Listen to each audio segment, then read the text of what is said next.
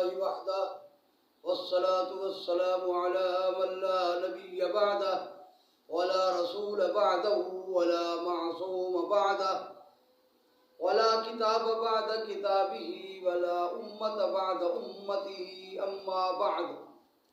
اللهم صل على محمد عبدك ورسولك وصل على المؤمنين والمؤمنات والمسلمين والمسلمات سرور عالم سید الاولین والآخرین فخر الانبیاء حضرت محمد رسول اللہ صلی اللہ علیہ وسلم افطاری کھجوروں کے ساتھ کرنا زیادہ پسند فرمایا کرتے تھے. آپ نے فرمایا کہ افضل یہ ہے کہ کھجور کے ساتھ افطاری کی جائے. آپ صلی اللہ علیہ وآلہ وسلم کے پاس اگر تازہ کھجور ہوتی رطب تو آپ اس کے ساتھ افطار فرمایا کرتے تھے. اگر وہ نہ ہوتی خشک کھجور ہوتی تمر تو اس سے آپ افطار فرمایا کرتے تھے. اور کھجور کے طاق عدد کو آپ پسند کیا کرتے تھے. اور اگر آپ صلی اللہ علیہ وآلہ وسلم کے پاس کھجور نہ ہوتی تو آپ پھر پانی سے روزہ افطار کرتے تھے. آپ نے فرمایا کھجور نہ ہو تو پھر پانی سے روزہ افطار کرنا چاہیے. اور ایک مسئلہ یہ یاد رکھنا چاہیے کہ اگر عورت کے پیٹ میں بچہ ہے اور وہ روزہ رکھتی ہے تو اس کی وجہ سے پانی کی کمی ہوتی ہے اور تکلیف ہوتی ہے تو اس کو اجازت ہے کہ وہ روزہ نہ رکھے، بعد میں قضا کرے.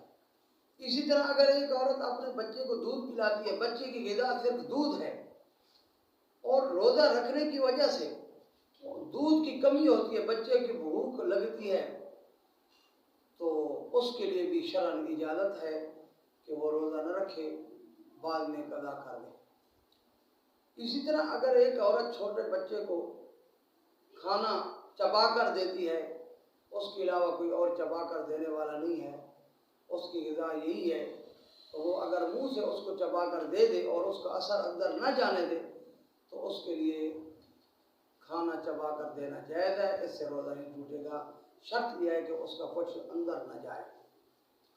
اسی طرح اگر کسی عورت کا خاوند بہت زیادہ سخت ہے اور وہ روزے دار ہے، وہ کھانا پکاتی ہے، سالن پکاتی ہے، اس کے نمک میں کمی پیشی، مرچوں میں کمی پیشی ہو جائے تو وہ سخت غصے ہوتا ہے، تو اس کے عذاب سے بچنے کے لیے اگر یہ زبان سے سالن چکھ لے اور باہر گرا دے، اندر نہ جانے دے، تو اس کا روزہ بھی نہیں جائے گا، روزہ بھی محفوظ رہے گا، بلکہ مکروہ بھی نہیں ہوگا اس مجبوری کی وجہ سے.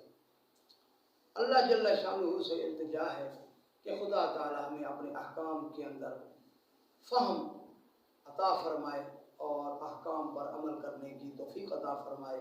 وآخر دعوانا الحمد للہ رب العالمین.